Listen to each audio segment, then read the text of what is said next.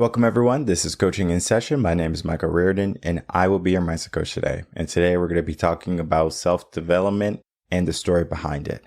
Because if we think about what self-development is, you're developing yourself. Simple definition. However, there is an aspect to self-development that people try to overlook. The process to get to where they want to be. Many people can see point A where they are, and many people can imagine where they want to be. However, everything else in between that is going to be work. Everything else is going to be your journey or your story. However you want to see that, you get to decide what type of development is going to happen during that span from point A all the way to Z. If you are not committed to do the work, you're going to find out sooner or later, hey, you're not making any progress. If you are trying to do things and it seems like you might start and you don't finish, you're not holding yourself accountable, there could be many things that can really set you apart from the person who does succeed or the person who does win. Because you might be in an industry, doesn't necessarily matter the industry. You can probably think of someone who's doing really, really well. Now, just because that person is doing really, really well doesn't mean that now they took all the success. Scarcity mindset is at play if you think that. But we can change that around. We can say that you have the potential within you to go after the things that you want to go after, to live the life that you can live. There are going to be many aspects and things that you need to understand before you can step into that role and into that position. But regardless of all of that, you have to find a place to begin. And my guest today is going to be a coach. He's a self-development coach. Dino, he's going to be helping us understand his story. Sometimes I only talk about coaching. Sometimes I talk about a little bit of everything because those create such a flavorful and meaningful conversation to some people. You might not resonate with what Dino says. You might not resonate with his message or what he says, or you might feel like this is a person who is going to coach me. It's not so much of the person who's trying to coach you. It's the person who's trying to instill a little bit of wisdom and knowledge that you can use and, if you want to, implement into your life. There are so many nuggets in this episode. I lost count. I have a paper full of things. I was like, oh, that's good. That's good. That's good. And it's those little things, those little snippets, words, pockets of wisdom, whatever you want to call them, that can truly help you excel in life. So let's get into that interview with Dino and myself, and let's begin that self-development journey. Welcome, Dino Constantino, to Coaching in Session. How are you doing today? I'm good, Michael. How you doing, man? Thank you for having me. Of course. We're going to be talking about your work today as a self-development coach. We're going to be looking a little bit about your history and why you got into this field. To begin, let's talk about who you were before you were a self-development coach. Whew. So I'm going to be blunt because all I could do is be me, is be real. I don't like sugarcoating things. I was very self-serving. I was very egotistical. I could have cared less about people, to be honest with you. I was all about me. You know what I mean? Selfish. I believe you have to be selfish to an extent, but when you're just overly conceited and you think you doesn't stink, for a lack of a better term, I think karma comes up and bites you in the end, because I did a lot of wrong growing up. I've done a lot of messed up things, from getting into fights, from treating people disrespectfully. And it came a point in my life, man, where I just was tired of it, because I truly believe that the greats, when you're destined to do something great, there's something we have in us. You could try to, I try to extinguish my fire by smoking a lot of weed. I would smoke so much and I feel guilty. And then when I dropped out of college, because I wasn't really into the college scene, in the sense that, how am I going to take business advice from a professor who don't know about money? Who's making 50 grand, 60 grand. How are you going to tell me about how business is run? I think that's a scam. I think it's not cool. I feel the system is meant for us to be employees. It doesn't teach you the financial literacy. It doesn't teach you the emotional intelligence that we all need to get where we want to go. And it doesn't teach you that failing is okay. Failing is part of life. I always go by this quote. If you've never failed, you never succeeded at anything. When we look just at your journey, trying things out, especially college is about getting a degree to do certain professions. For example, if you want to be a doctor, you probably want to go to college for it. Degrees that if a person came to me and they said, yeah, I just read a book or something, I probably wouldn't trust them, right? If you go to a specialist, something's wrong with you, you want the best educated person. That's what college does. Now, college is not for everybody. What I will say college does well for everybody is it creates habits and discipline. For example, if you have, let's say, 4 classes, you have to manage those 4 classes because your professor is most likely not going to baby you. This is not elementary school. This is not high school. It's a different ball game. You don't have to raise your hand to go to the bathroom anymore. If you think about it, in high school, you did still, but here you don't. You're starting to step into the adult world without getting into the adult world truly. However, college is lacking in so many regards. As you said, even after you're done with college, you are still not ready for the real world. You are playing catch up now because you're 22, 23, when you could have been 18, got a coach, got a mentor that could have told you about the real world from there. And then from there, you started building yourself up, giving yourself what you needed, maybe stacking the failures, as you were saying, and then succeed, versus being 22, having to go out, fight, 25 to 28, maybe become successful to some degree, and then start to live life. So we're giving ourselves a 4-year delay in that gap. And there's some people who just say, you know what, I'm just not going to go through the system. And good on them because they found out what they truly want to do, the entrepreneurial heart. What you want is going to be greater than what the majority of people that go to college want, right? People who go to college, they typically say, I want a safe, secure job. Now, unless your degree is giving you access to a certain thing, for example, I wanted to be a teacher. I couldn't be a teacher in the school system without a degree. But at the same time, if I could have avoided it, became a teacher, did my own thing, just learned what I needed to do the job, I might have done it, but then I still wouldn't have learned the discipline and creating the habits. From looking at your life, right? Because you had a very, I'm sure, interesting and vivid childhood experience growing up where you're like, okay, I get to make a choice. I get to follow the crowd or I get to be me. What was that spark that gave you that idea? About my childhood, on the contrary, I come from a good family. My parents, great parents, provided for me, made sure I had clothes on my back, food on the table. My father is the American dream personified. This guy came here.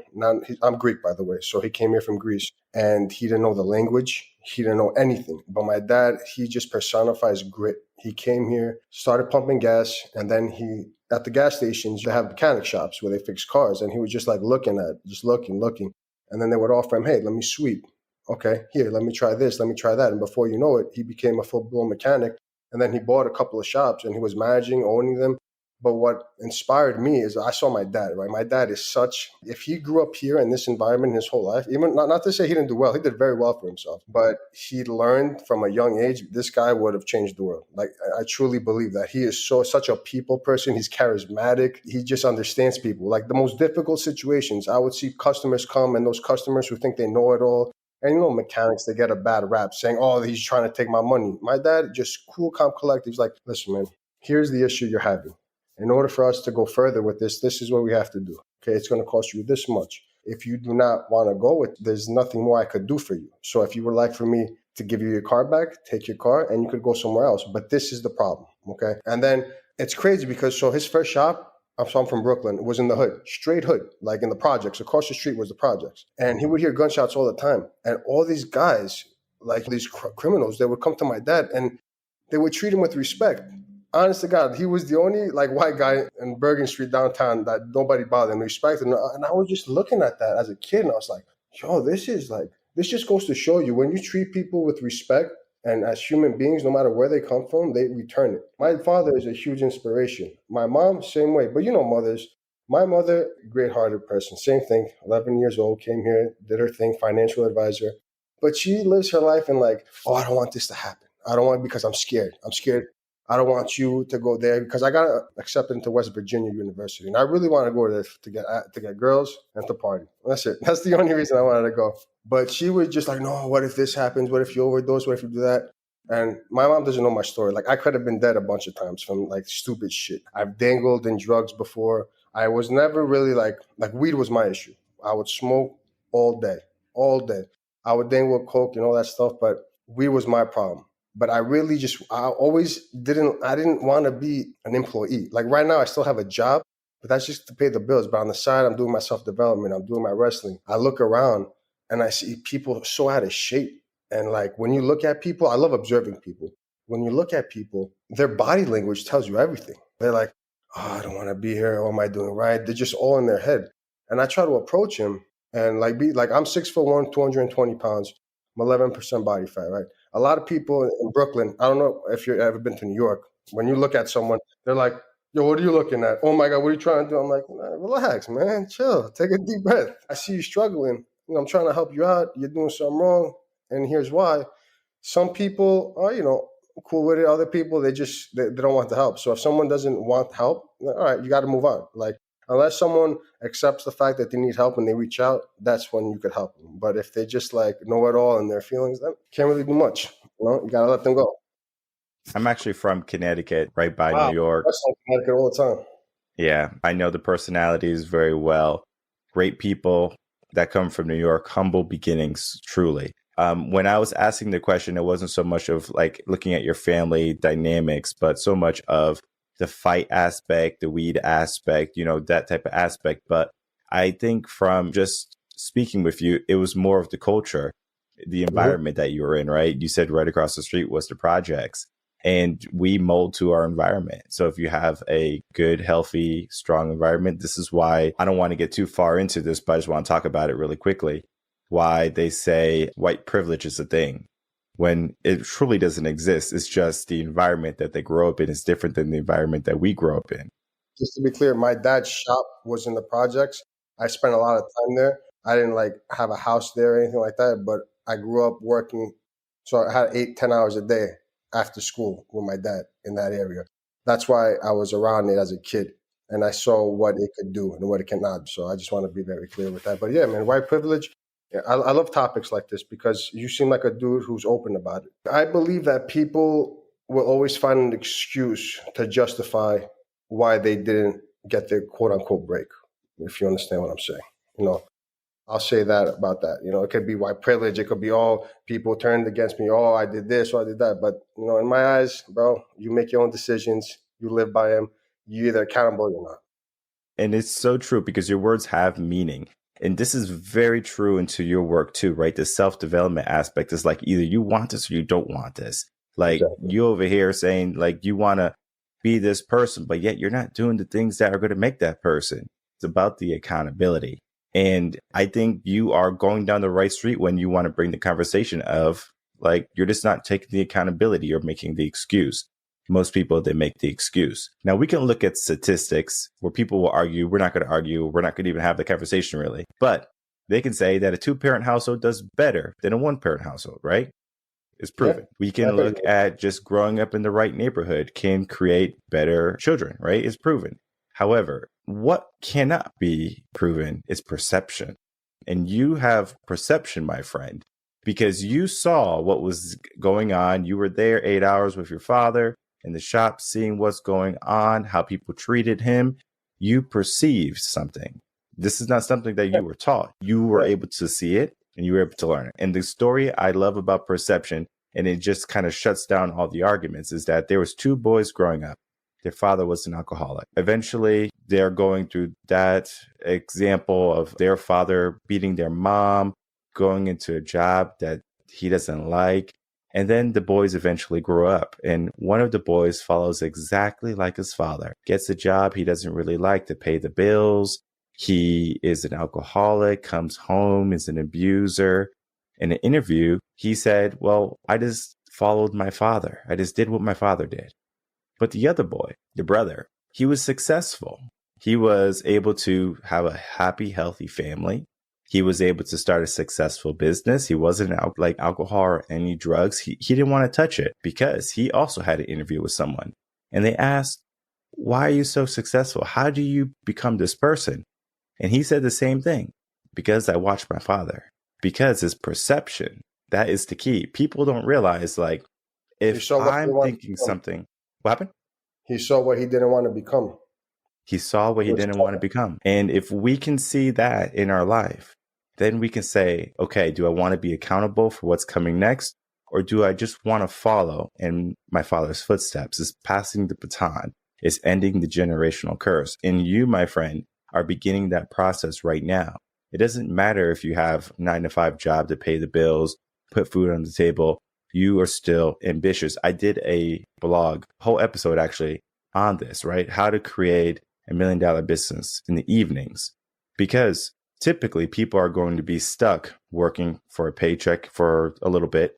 Then they can start that coaching business. Then they can start that online business, to e-commerce, whatever you want to start.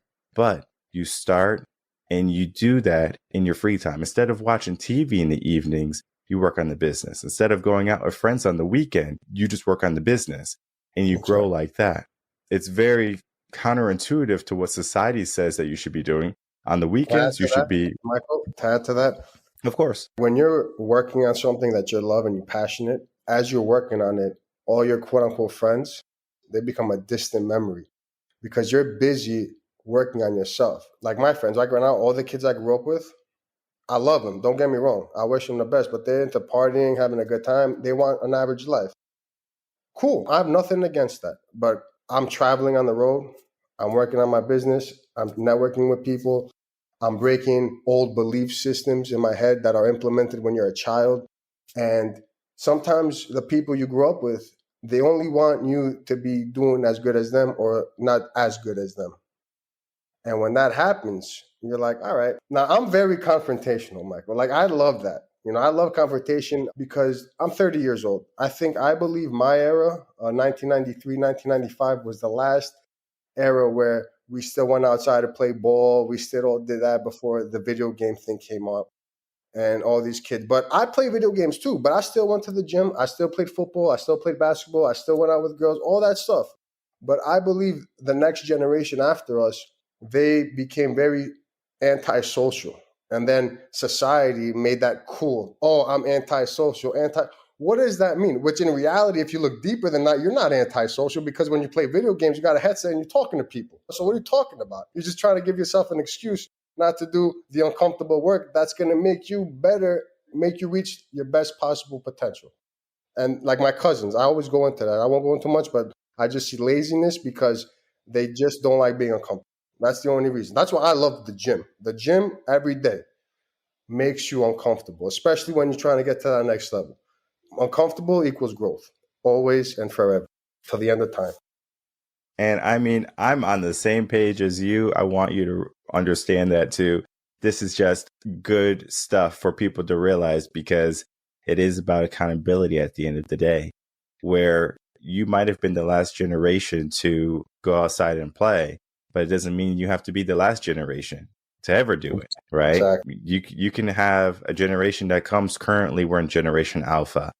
And again, social media is really big and they just follow the trends. We don't have to follow the trends. We can go out, be that black sheep. We can go do whatever we have to do. But for the majority of people, they're just going to see what people are doing and copy it. I agree. And you asked me what was the spark when I was growing up. I hated being a follower. I just didn't like it. It didn't sit well with me.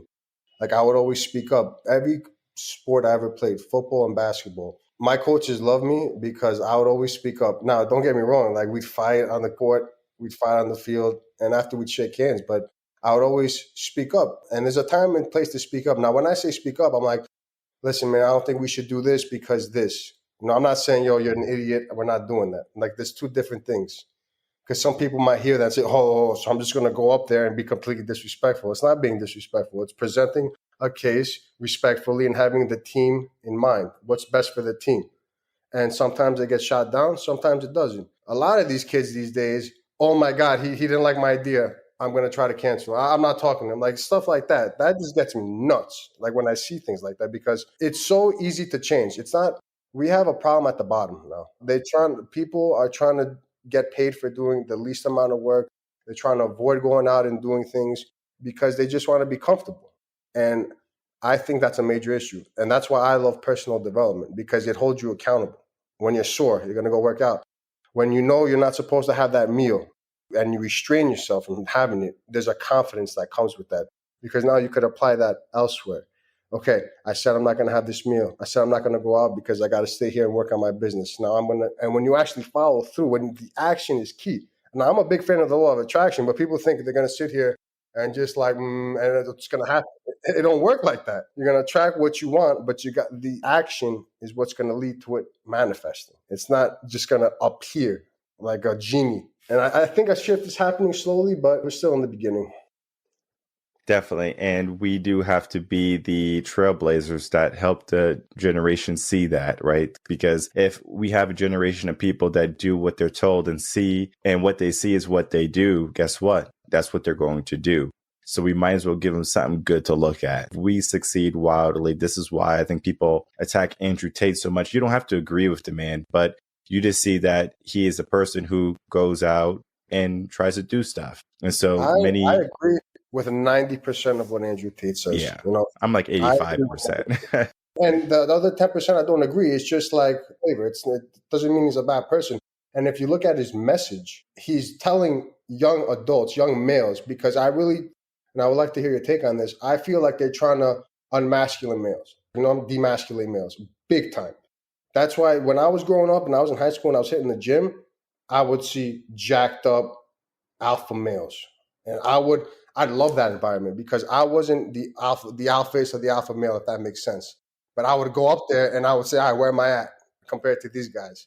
Now I go to the gym and I don't like being the most jacked guy in the gym. That doesn't do anything. I like to be in a room where people are so much more ripped than me, because I'm going to sit there and be like, what's this guy doing? All right, I'm going to go talk to him. What's going on here? Any advice? I always ask for advice. Nobody does that no more. Nobody asks for advice. They think that's, you're going to go talk, you're going to go bother people. People who are givers and people who accomplish great things always want to give back. Always. I met the owner of the Washington Wizards one time. I had 5 minutes with him.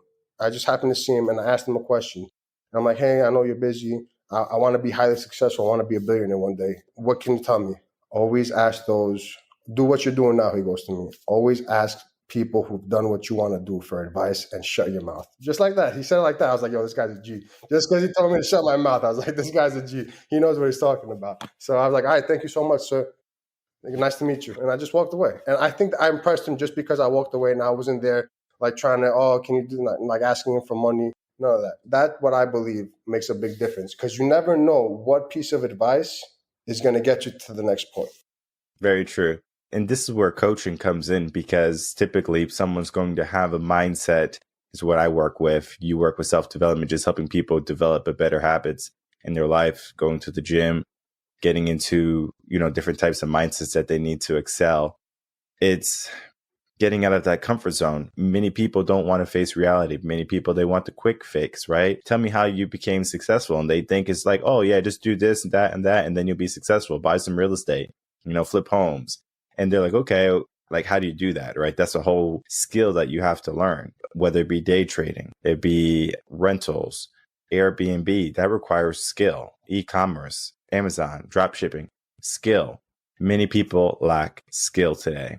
People think that, I'm just going to be like a YouTube person, like a person who just makes vlogs and stuff, and people are going to follow me. Sometimes you might get lucky, right? People do make a living off that, but it is becoming more compounded, and masculinity has taken a hit because of that.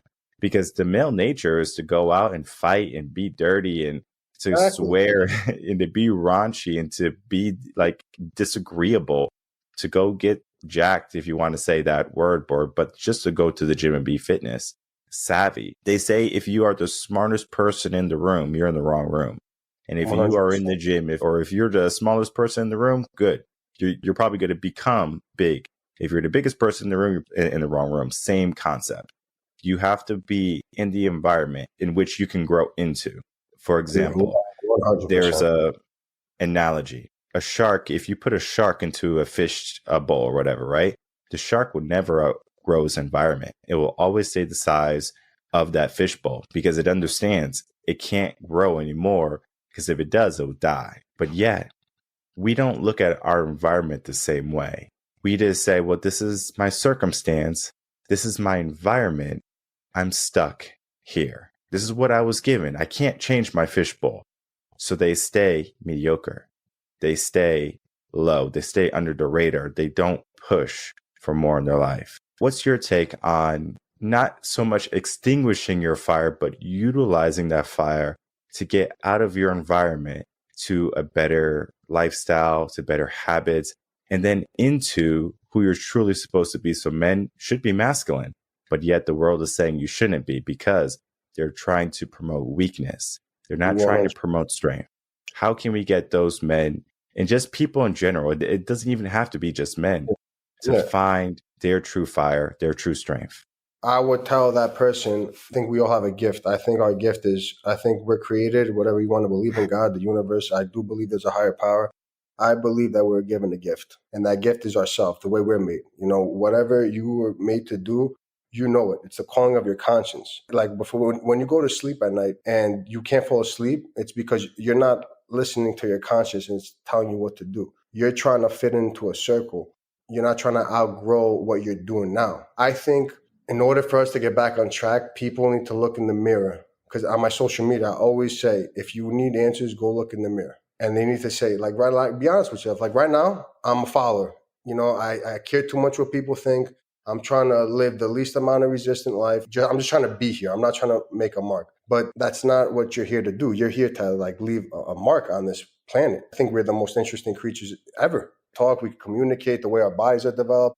When that you sweat, you somehow you have eyebrows here to keep it from going to your eyes. Like this is all fascinating, and you're just being comfortable, knowing the ultimate fact. The ultimate fact is one day we will die. That is guaranteed, and knowing that, that should like take out the shackles. You know, that should eliminate any other fear because you know you will die. So why not just go do what you know you want to do, whatever that is? And you say influencers. Influencers didn't become influencers overnight. They worked at it every day, every day. People see the finished product. They don't see what that person did for X amount of years every day to get where they are.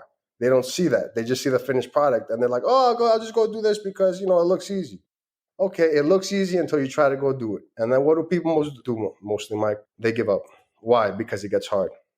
And when it gets hard, that's when you know you're on the right path right there. It's hard. Good. I wanted to be hard because when you could operate in hard, it becomes easy and then you open new levels. So to answer your question, people need to look in the mirror. They need to hold themselves accountable and be honest with themselves, like have an honest conversation. People don't have, they try to be all cool and nice to everybody else, but when it comes to themselves, they don't like being honest because guess what? When you're honest with yourself, you start getting that burning sensation in your chest saying, oh, shit, damn. And now you start getting anxiety and depression. And depression and anxiety is a result of not doing what you know you're supposed to do. Because if you get up and you do what you're supposed to do every day, get a workout in, eat healthy, help people, make a living, be an honest member of society, by the time you put your head down on the pillow, you're going to be exhausted. And then it's going to repeat again tomorrow. But what do people do? They get fat. They drown themselves in alcohol, in drugs. They go party. As I've gotten into self-development and everything else I'm doing, the last thing I want to do, Michael, is go out and party. That's the last thing I want to do. I want to get home, I want to rest up, and I want to get back on it, keep going, and provide a better, like I want to be a billionaire, man. I want to. And why? Because in this world, my father told me when I was a kid, whether he agrees with it or not, it's like money is power. When you have money, you can help people. You could apply it to a cause that you want to pursue. And that's just the truth. That's why I want to be a billionaire. I want to show people like, look, you don't have to settle for that. Like as Andrew Tate says, the matrix. You could work hard, get around the right people, fail a bunch, and then you will succeed eventually. And don't put a clock on it. That's the worst thing you could do. When you put a clock on it, that's another thing people do. They just like, if I'm not successful tomorrow, I'm done. Come on. I used to like, when I hear these things, I just like want to slap somebody like, yo, shut up. Like, what are you doing? How can you be successful at something in one day? Like, you need to forget the clock, go write yourself out a program, and as you go, adjust the program. Adjust it. All right, this didn't work. All right, this worked instead. All right, boom. We're not going to do that no more. We're going to do this. But no, they want the quick fix, just like me. I would smoke weed. I would chill on the couch. I'd watch TV. And I would just like, it got to the point like, well, I was smoking like an ounce a day. It was like that. And they try to normalize that because weed makes you lazy. Now, is there stuff for athletes like myself? Yeah, sure. But how many people do you think smoke weed because it gets them creative or for athletic purposes? I'd say 10%, tops. Yeah.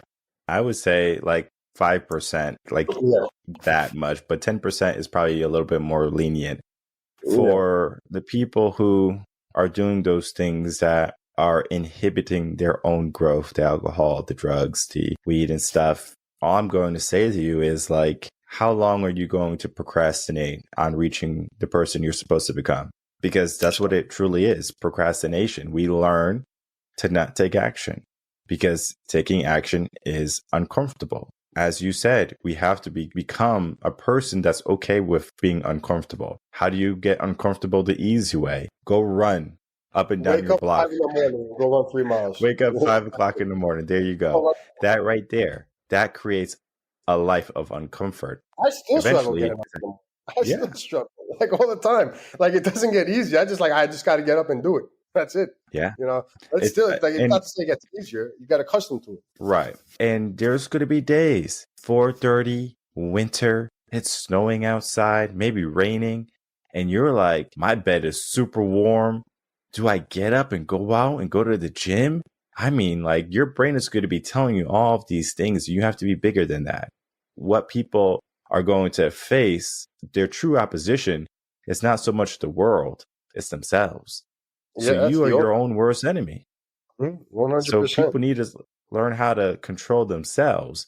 Stay away from the things that are just pleasure, right? Pleasure is going to keep you unhappy. People misconstrue happiness with pleasure. Oh, you know, if I get this house, I'll be happy. If I go out with my friends and I drink a bunch, I'll be happy. But that's all just pleasure.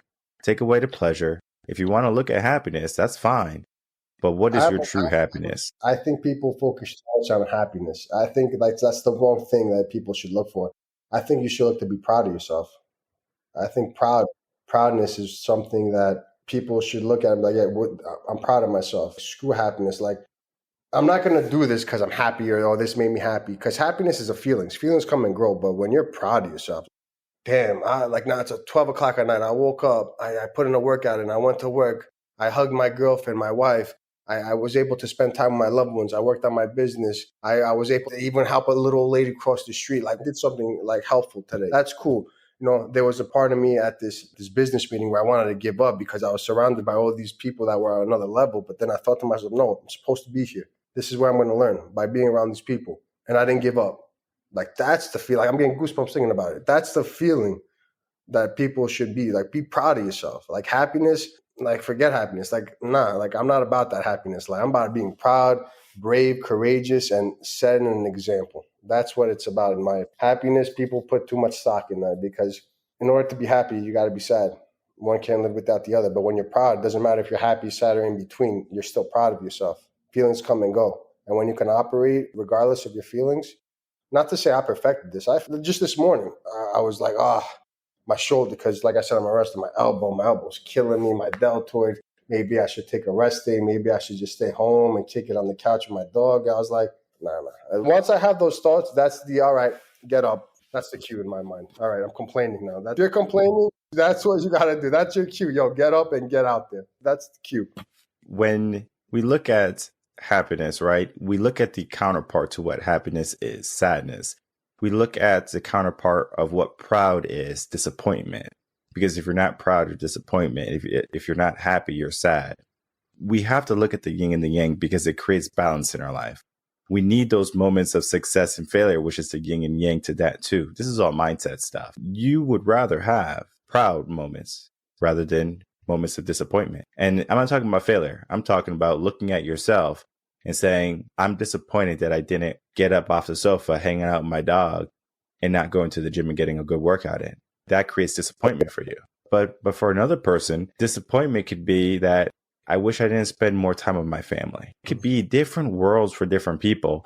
And this is why having a coach is so important, because it clarifies what you need, because everyone is going to be different. Everyone's going to have different ideas for what they want to go after. A coach just clarifies that for you. If we go back to the beginning of our conversation, we talked about perception, how someone perceives something. Most people in the world, they see happiness as the goal. All right. Now, I believe happiness is a myth, very similar to the American dream. Most people don't want a house with, just like to be a homeowner with a white picket fence and to work a 9 to 5 and to have 2 kids, and that's life. Right? Most people, they think that's going to bring them happiness, but they finally get it. 50% of those marriages end in divorce. Was happiness not there? We can tell half the people are just not happy, and probably half more of those people, I won't say the other half, I would say maybe 20 to 30% are probably in marriages that they're not satisfied and happy with or fully fulfilled in. They settled for that. Because they're just like, well, this is my circumstance. They get to that age where like, 30 years old, I got to get married, and they force themselves and they meet these random people who they're not really like in love with. Like my girl, bro, before I'm sorry to cut you off, but this is destiny. When I met my girl, I met her at a house party and I was coked up and I was drunk and I was high, but a feeling came over me, like legit. Like I'm not even trying to like all that hocus pocus. Like everything became clear. Like I was drawn to her. Like I could not fight the feeling. Like no matter what, I could not fight it. And the funny part about that, Michael, is my ex-girlfriend introduced me to her as a joke. Like I'm getting this gravitational pull, and I'm like, all right, I can't. Like it's like I got sober for a second, and then I went up there, and like I had never had a problem with girls. Like not to like toot my own horn. Like I had a lot of fun in my life, but it was weird. Like I was getting nervous. I was like stumbling my words over her, and I finally asked for a number. And then here we are, 6 years later. We live together. Like don't thank God she's not here. Like I'd marry her one day for sure. But that happened organic. That day, that morning, when I woke up, that was the farthest thing on my mind. It just happened. A lot of people just fall in the trap, like, my friends are getting married, I'm getting this, I'm getting that. Like, that's following perception that they have. Oh, I got to do what everybody else is doing instead of letting it happen. Yeah, no, it's different for everyone when it comes to finding the soulmate in their life. But I now realize when people say, oh, you'll just know when you find the one.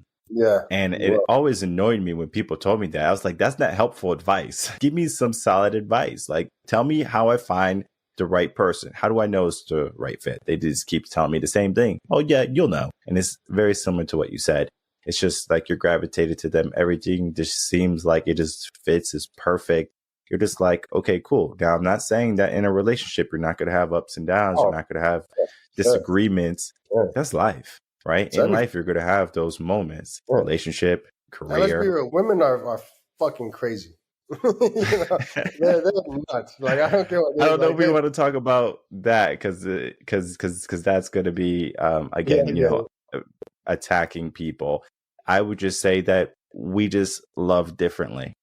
Mm-hmm. We just have, different emotions, and how we express those emotions are different. What someone might think as crazy might be normal for them. We just have to let them be, because again, to have a woman who can be feminine, step into that nature and be proud of it, be overly emotional, that's the best thing. Because we're going into a world where we have our boss babes, we have women that are going to be like detaching themselves from being feminine and wanting to step into more masculine roles. And now, if we look at what happens, and we can go back really quick at the men being more feminine, a relationship can't work with 2 masculines or 2 feminines. Woman wants to be masculine, she can, but then the male has to take that feminine role. It has to be the yin and the yang, as I've been saying this whole entire interview. If you don't have it, if you don't have it, you're going to have problems later on. Now, I'm not saying you can't have a strong woman, right? There's a difference between a strong woman and then a boss babe, or a woman who wants to not respect the man who's trying to be the leader. Who's trying to be the leader doesn't matter about who makes the most bread either. We have been given concepts that are just false. Everyone has a role. Every role is important. We shouldn't look at a role saying it's inferior. I believe a woman has a tremendous stake in a relationship. It shouldn't be belittled. But yet many women are running away from the traditional values of a relationship because they think a more masculine frame is necessary. Women are the most powerful creatures in the world. Like women, like run the world. When I say they're crazy, I don't mean like, oh, they're not With the functional. I mean Beyonces like, running around. yeah, women are just emotional, and sometimes they take the littlest things and they just making big deals. That's what I meant by that. I think a true woman wants a man to take the leadership role. Not to say that she succumbs to everything he says, because like my girlfriend, she keeps me grounded. She's a strong ass woman. She's feminine. She's all that. So yeah, my girl is a tough cookie, and she's in the medical profession. She's a nurse. So she comes home and she tells me stories that she's seen. First, she was in oncology, so she sees people die from cancer, and she would come home and tell me these heartbreaking stories, and I'm like, this girl's so tough mentally. Like people think mental toughness is, oh, I got to be all macho or this. When you see people in that state and you're there to comfort them and help them, I don't know how. Like I tip my hat to like the true medical professionals who really want to make a difference. That is such a like laboring job on a human psyche to see that all day. Then it's funny because she went from that to labor and delivery. Now she brings babies into the world. So she gets both sides, and she comes out and she tells me all these stories, and it kind of keeps me grounded. And like without a strong woman, there can't be a strong man. Without a woman, you can't have a family. A male and a female, you can't have a family. So they are the strongest thing in the world, man. And if you have yourself a good one, and back to what you say, you like people always tell me, bro. Like this, I can't even say it in words. Like like right here, you will move mountains for something to happen. No, very true. And I'm so happy that you were able to find that person that is going to complement yourself and that's going to make you a better person. I know there's people who, men especially, they don't want to commit to relationships. Women are not committing to relationships until later in life. And it's just causing a error, if you want to call it that, in thinking, because they think that they can do everything themselves. People think that they can do everything themselves. But yet, what I will say as we begin to wrap up is that as much as it might seem to be a lone warrior, I mean, we watch the Rambo movies, we watch Arnold Schwarzenegger, Terminator, one man kind of just fighting everyone and winning. It might seem like, oh, that's the answer. However, in real life, you need to find people, 5 people, I mean, maybe most, maybe 3 minimum, that you can just say, these are my people. These people are going to help me win, right? They want it just as bad as you want it. It's hard to find those type of people. But when you find those people, you just create a clique, you just hold each other accountable. And before you know it, if one person somehow reaches success first, that one person says, you're with me from the beginning. And then that person helps elevate that brother, right? American culture is a little bit different than other cultures in the world. America is, if you grow up with a brother and a sister or, siblings, eventually you move away from the family and you start your own independent family away from your family, your own finances, your own kids and stuff like that. You see them maybe around the holiday time. However, if you do something what people in the Middle East do, they pool together their resources. So they might start a business together. They might start a venture together, whatever it is. And then they're all successful together. Versus maybe once in a while you get this black sheep, this person to end the generational curse because they really dug deep with other people that weren't blood. It doesn't matter if you're blood or not. It matters about the mindset and about what you're willing to accomplish.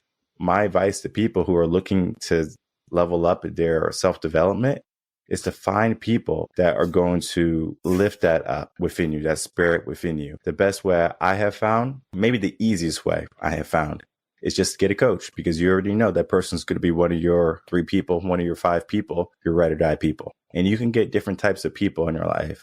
You can get a fitness trainer, right? That trainer can help you get to that body you need. You can get a business coach, finance coach, whatever, teach you about finances, money. You level up in the areas where you're not good. And then from there, you can start building your empire. Many people just try to go on alone. Okay, let me do this. They have the direction, but they don't have really the directive. So if you can give yourself more directive in your day, understand what is going to be the next move, right? Patrick Bet-Davis, think 5 moves ahead. If you can't even think 5 moves ahead, you'll never be ahead. what do you need to do today? What do you need to do tomorrow? What do you need to do in 5 or 10 years, whatever it be? And then you need to figure out a plan of how you're going to commit to that. If you think that you're just going to do it with no commitment and you're just going to see what happens, I can guarantee you by the end of it, and you have no more time, you're going to have so many regrets because you didn't take action today. And one action you could take is reaching out to Dino and just saying, hey, what's going on? I loved your story. Let me tell you mine. And then you're going to find that there's so much similarities between the two. And then from there, you can create that bond. And that is what a coach needs with their client, to create a bond. When that coach is asking you to do something that maybe you don't want to do, you're going to say, but Dino does it. Walk the walk and talk to the talk. Yeah, 100%. People can follow me at Dino_Constantino1. I post every day. I post in the morning when I wake up. I post my supplements, what I take. I post a quote that gets me going in the morning. Post my workouts. I also post a story of my life. Sometimes my day's not going good.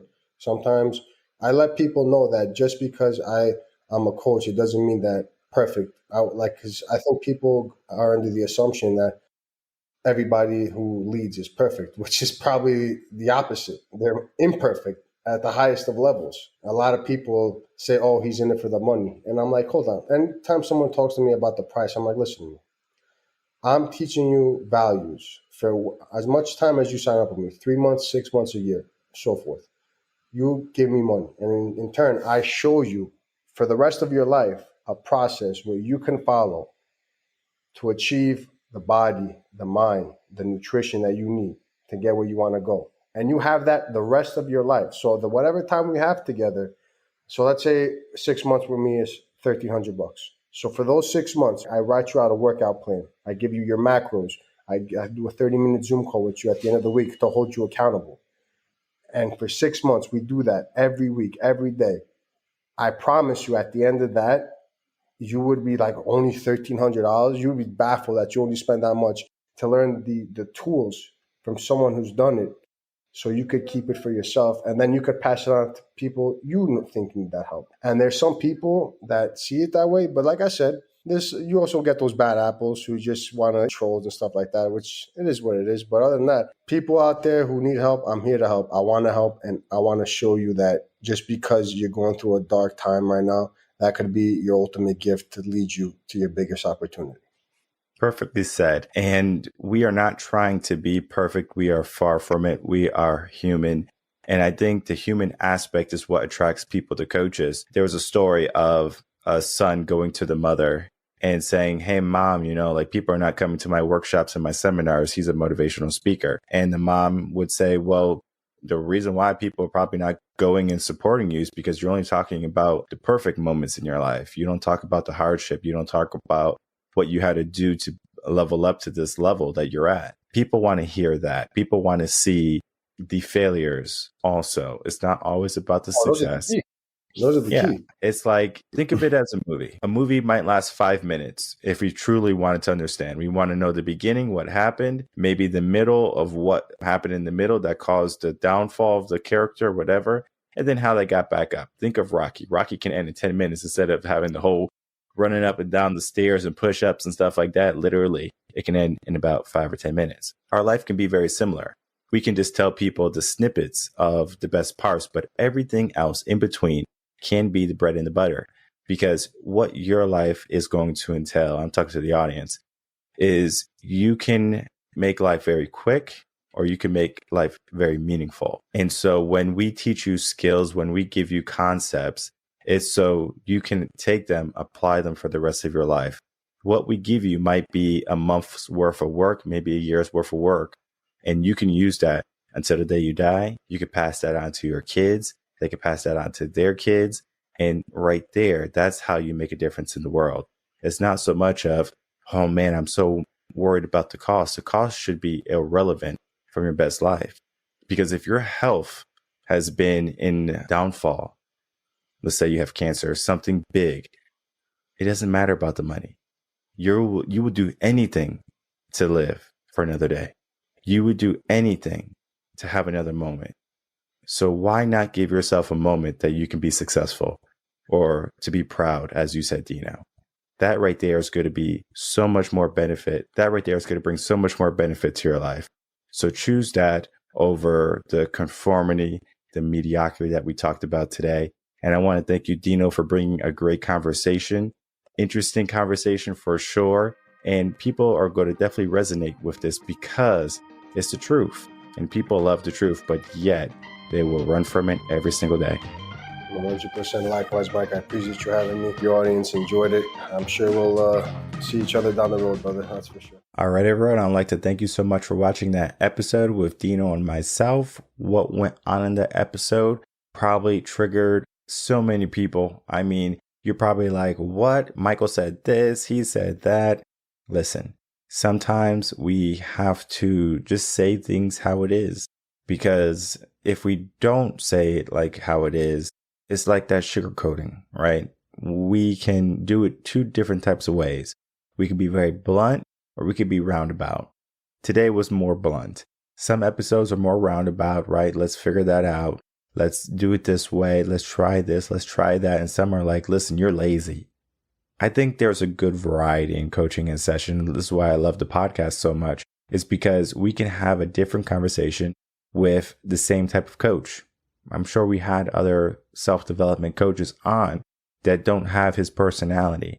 And when you hire someone, you hire personality too. For me, I have a certain type of mindset. I have a certain way I do my coaching. For example, for people who don't know how I do my coaching, if you come to Reven Concepts, you're trying to get some coaching with me, I'm going to ask questions. Because if I don't ask questions, how can I get the answers? I don't know what you want. You call me for the first time and I'm like, okay, cool. Let me figure out who this person is. I'm going to ask a set of questions and I'm going to figure out what you're going for.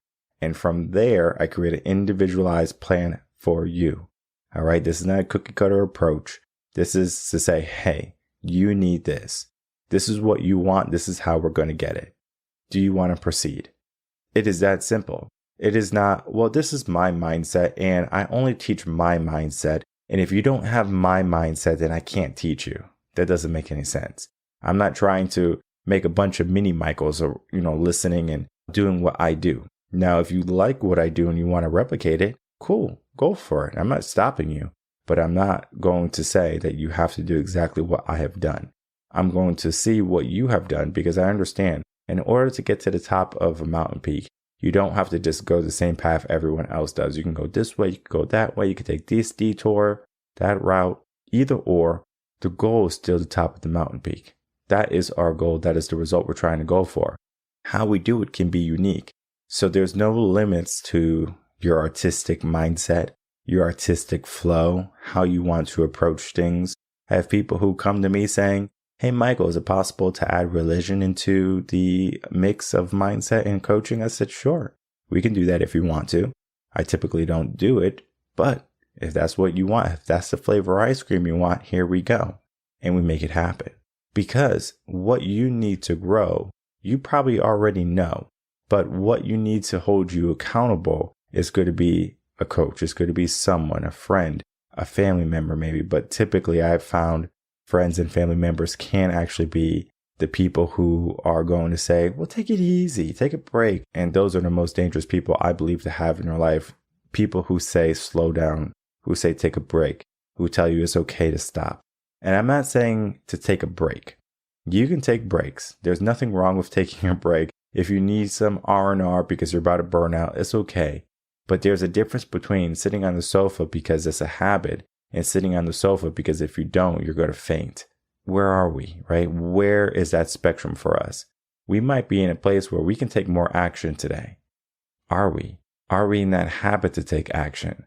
This is the mindset that I bring. This is the mindset that Dino and I were talking about. We have an opportunity each and every day to be something more. Do we take it? Do we follow what society's telling us? Do we just simply follow the crowd? Do we give these statements that eventually will hold some truth to us? You look in the mirror, as Dino was saying, you look in the mirror, you ask the questions. But sometimes you look in the mirror and you tell yourself a lie. And the mind is going to have a hard time differentiating between a lie and the truth. the same way is going to have a hard time differentiating between the fear of getting eaten by a lion and the fear of public speaking, or the fear of putting yourself out there. The fear is the same. Our words have immense power. What we tell ourselves each and every day, what we do both consciously and unconsciously, is going to determine what we have as our success. Those moments when you say, I don't feel like it, I'll do it later, I'll do it tomorrow. Those moments, that's when you have to get up. That's when you have to take action. That's when you have to jump. That's when you have to be bigger than your current mindset.